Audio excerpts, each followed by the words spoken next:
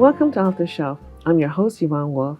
Today, our returning guest is licensed marriage and family therapist David Klow with his second book, Inspiration for the Weary Therapist, a practical clinical companion. Welcome, David. Thank you. It's good to see you again, Yvonne. Yes, it's nice to have you back. And what motivated you to write this second book?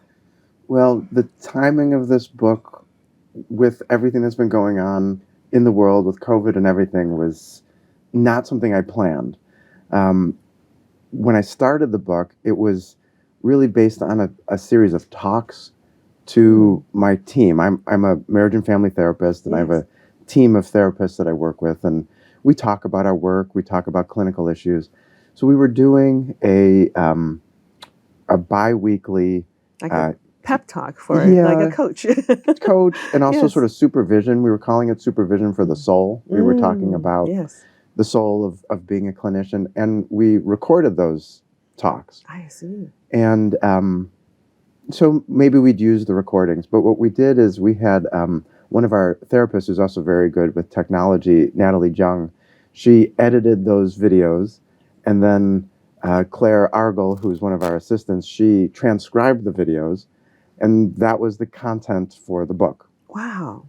So it was a teamwork. It was teamwork, and then it was a lot of work to turn the transcripts from my talk into something that could be read like a book. Oh, that's very interesting. We think that it's already half written, right? You'd think, right. Well, at least the ideas were out there through the conversation with the team. So I didn't have to sit and explore all the ideas and write them all down.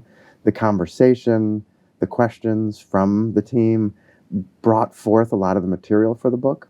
And that was good in terms of the creative process, but then the editing was a challenge. And when you're organizing, right, into chapters, it's probably not the same when you're listening for points of a conversation. So the editing that Natalie did to kind of really capture the core of what we were trying to talk about, that was really key to kind of eliminate some of the other parts of the conversation. But what it helped me do was really focus on what I wanted to write about. The message, right. So then in the middle of all of it, in the middle of recording all of the talks, the pandemic started. Oh. So we moved our talks virtual, but kept recording them.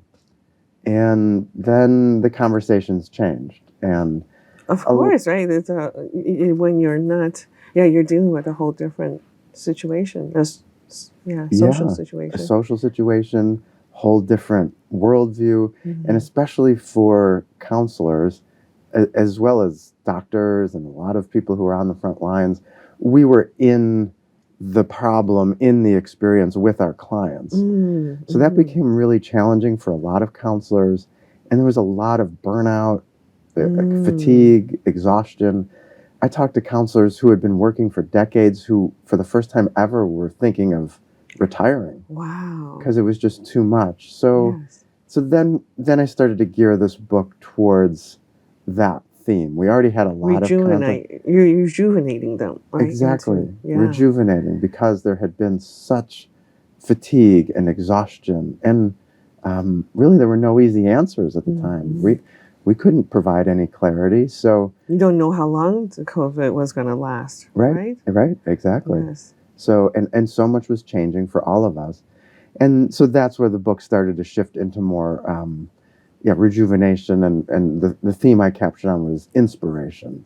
What really, for all of us though, like what really drives what we do, even in difficult times. Keep you going. Right. Keep you going, make you evaluate why are you even doing it in the first place.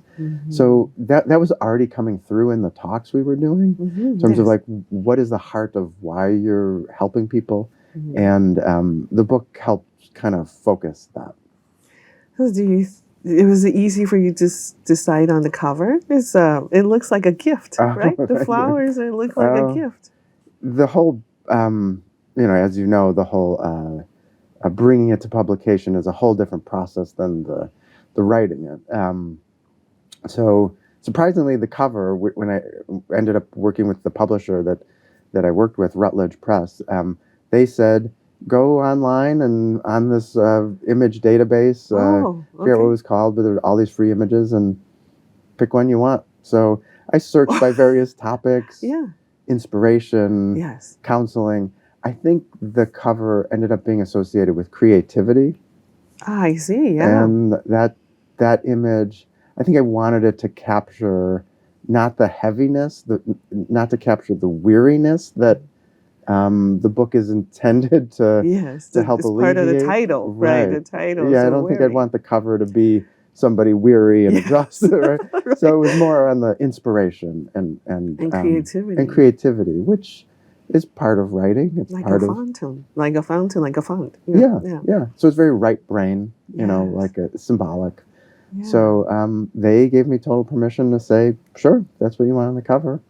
I got to change the color of the title part, and it was good collaboration. Wow. So it is mostly you. I guess I thought maybe you had a graphic artist with Rutledge when Rutledge, you got a publisher to do this. Yeah, so Routledge is a trade publication Yes. Yes. for not just psychologists but various other professions, and that was a decision partway through as I was trying to shop the book around to agents and publishers to have it go through just traditional markets and sort of general press. But it's tough, and they're focused on, is this going to sell, Yes. And you had previously published right? for your clients. You're Not Crazy. Was that also Rutledge? No, that was a smaller independent press, Wyatt Mackenzie. And there were some decent sales, but mostly through my own efforts of networking and marketing it and promoting it. And I thought that might help with the sales, or to have a traditional publisher get behind the second book. But their focus was really on, do I have a good social media presence? Do I have a lot of Wow. followers? I And that's see. just not something I've been savvy at, good at, focused Takes on, a because I've lot been of working work. with clients and Yeah. doing things professionally. But when I shifted to trade publication, Mm-hmm. it started to open up some more possibilities. And Routledge was very responsive and eager to work with me. So that was just, I don't know. Sometimes when you find the right match, it just goes, and that one went very smoothly. Wow, Yeah. that's a nice story because usually we hear it's a very bumpy and long ride to get to the And publisher. and quiet. There was a Yeah. lot of like not responses and Right. nothing happening. So when they did respond quickly, that felt very different. It felt like this was a good place to go. And it was suggested by some of my colleagues, why don't you try Rutledge. Routledge, because they have been publishing in the field that I work in, and that helped. So have they helped you with social media or marketing? Any kind of a little bit of A little bit. Yeah. They have a package that they say, Oh, I see. here's what you can do. But I think something like this is really on the author to promote it. So I've been doing some of it. I actually worked with somebody who was in public relations who gave me a plan of how to go forward with it. I just have a hard time with the social media part. Yes, And yes. so doing talks to other therapists, networking with other therapists about compassion fatigue and burnout Oh, yes. has been kind of the way that I've been getting the book into people's hands. And the goal is to try to help as many of the helpers as possible. Right. Yeah. The demand for therapists has increased, and it's just everywhere you see the need for more discussions or conversations about mental health and social health. I think you're right. Yeah. It has definitely become. I've been having more conversations about mental health with companies, corporations, organizations that maybe would put that on the back burner because they were hopefully, if they're going to take care of their staff, they're going to recognize that people have been really affected by a lot of what's been going on in our world, including grief and loss and anxiety. Yes. And that's what counselors are there for, is to help people not feel alone with what they're experiencing. So what, David, is a good place for you to write? You, before our interview, mentioned that since we saw each other last, you have, your family's growing. You have 2 little kids, and how do you write at home? Yeah, time is even more important than place for me. And the time has been hard to find with growing a family and also taking care of business and clients. So I've tended to do well when I carve out bigger blocks of time. Like even if I knew I had 3 days to write, and that's how this book started to come together. Was I would take a couple of days and say I'm just going to focus on it. So I found it hard to figure out how to have a writing practice in my day-to-day routine. I know that would be helpful, but for me, it's been about really clearing the decks, making sure that there's no other demands or distractions, Yeah. so that I can really focus on the process of writing. And with this one, even though the material was coming from the heart and trying to talk to about two therapists about what they might be experiencing and how they might even do better at their job, because the subtitle is a practical clinical companion. So the idea is that it's just like with them on their side table, or that they can always sort of turn to get some practical advice, to give them some tools or different ways of thinking. But the process of actually editing down the spoken word and getting it so it was legible is really can be tedious and time consuming and sometimes frustrating. You have, do you, I'm trying to think, it's more of a self-help book, but you have to do some research as well? Yeah, certainly some research about kind of what's out there and what's been written about, and different theories and models of practicing. And then, yeah, it is sort of self-help for the helpers, for the therapists, right? For them to think about professionals, for how they practice and how they might do it in a way that isn't too exhausting. And my hope there is, the first book was for clients, and hopefully they can get something out of that to recognize there's nothing wrong with them. They're not alone. What they experience, all of us are going through similar things in different ways. But then for the therapists too, as they're trying to do their best to help their clients, that if I can help some of the therapists, then they may do an even better job helping their patients. Right. That is really important. I mean, this time. Now, I heard from a friend of mine who's also a therapist. She said that the clients who seek help are actually better at handling the stress that we have. I mean, we all have so much that we're dealing with, and being able to find help is an example of being more capable or surviving. So yeah, we don't have to do it alone. Yes. I think that's part of it. And even the process of having somebody witness what we're going through can be quite curative, to recognize that somebody else is listening deeply, thinking about us, caring about what's going on in our lives. That in and of itself can be helpful. That the isolation is part of what makes it even harder. And you have you heard from your readership? Have you received some response or feedback? Yeah, I mean, that's what's very humbling, is when somebody will say, you know, I like what you wrote, or what you were writing about really helped me, or I thought about it and changed what I was doing as a therapist in session. That's the goal. And then when I start to recognize that goal is landing, or there's having some results, it's very satisfying. Because when you're writing, when I'm writing, I'm just trying to organize my thoughts and thinking about who I'm. I think about imagining a person, right, who you're writing to. So, and then when it actually happens and they're actually reading it and then responding, it changes the experience of even what the book is. It kind of gives it this whole other life, which is exciting. You know, it is. I understand that. Yeah. And how have you felt it was therapeutic as well, just writing this down? Yeah, it's helped me have to clarify how I think about what I do, what we do as counselors.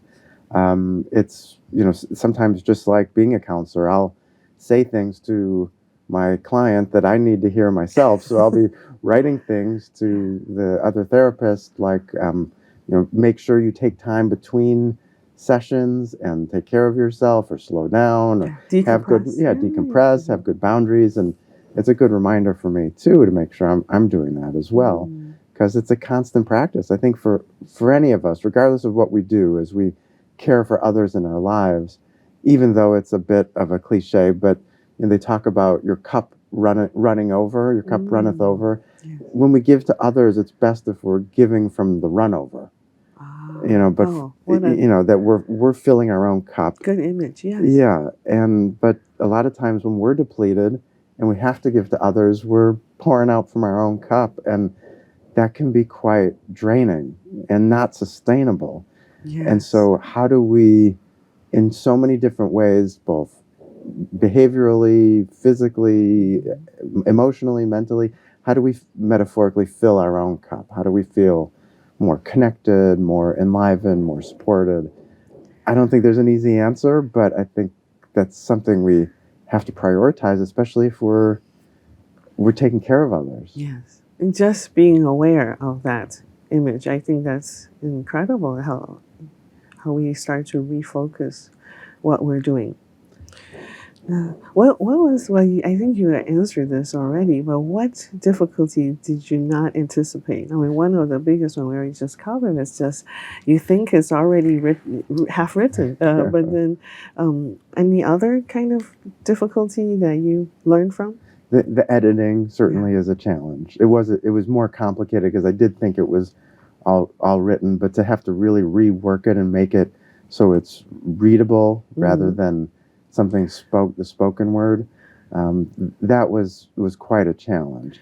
I did was recommended to a editing firm, so I independently. It wasn't through the publisher had their own editing, but before I submitted the manuscript to them, I had it edited, line edited, content edited by a professional editor. I see. And that gave it, I think, a more polished manuscript to submit to the publisher. So did you learn something from your first book that you were able to apply to the second? Yeah. I think it's a little bit of how the flow goes through the entire book a bit. The first book was a series of letters from me to my clients, and so it may, and which was almost meant to be read just one chapter at a time. So this one I wanted it to flow a little bit more from subject to subject, so the reader might have that ability to just kind of keep reading throughout. So that was some feedback from the editor of how to make it flow. Certainly, as the world changed, and now I was writing this book to come out during the pandemic, there were a number of missing pieces from the talks that we had been doing, and so then there needed to be chapters that needed to fill in those missing pieces. So that those chapters were then had to be created, and yeah. Well, I was just also going to say that. So I would also share the manuscript with colleagues and say, would you be willing to read this over or just write a review? And their feedback would be, warm, positive, but then also like, you're missing this. And you don't even have a section on like administrative parts of being a clinician. Maybe you should add that in. Wow. Yes. And so it's a thing, I think, so for keep writers. Growing and going and being open to feedback and say like, oh, okay, I got to keep working on it, because you want it to be your best, but there's also wanting it to be done too. Yes. So it's good to have a test group. I mean, no matter the feedback will help you from bigger mistakes, right? Yeah. So, but I can see it's not easy to get that book to the size that it is in the finished product. That's right. Yeah, sometimes you have to fill in more stuff to get it like a little longer, so you have the right word count for a typical book. But if your feedback group are people you trust and admire and know their stuff, and you feel comfortable with their feedback, even if there's some like notes for improving it, I think that helps. And would that be advice you have for our writers out there? Yeah, I think so. And the timing probably would make a difference. Like, where in the creative process do you bring in your team to help you? I could see maybe too early on, it could interrupt the creative process. For me, it was useful just to get this out and get it together, and then feel comfortable enough to say, here's what I'm doing, and now ask the team how could this be even better? Well, that sounds like your management style Yeah, to me. yeah. So, well, David, you mentioned that the book has almost taken on a life of its own.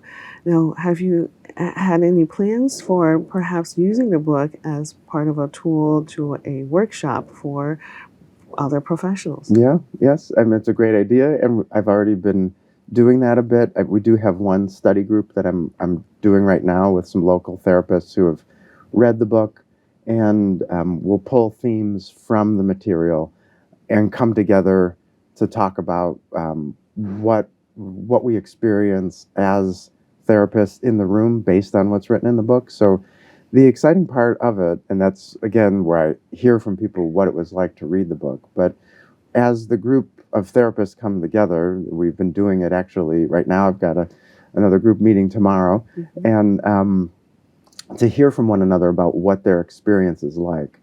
And what's really been very helpful is that we're all kind of, as professionals, as therapists, experiencing something similar. So one therapist will say, "Yeah, I'm really struggling with telehealth because a lot of our work now is Yes. remote. It continues to be um, uh, remote, and some therapists struggling with that. How to manage the boundaries there, working at home, or a client is calling in from their car, and how do you handle that?"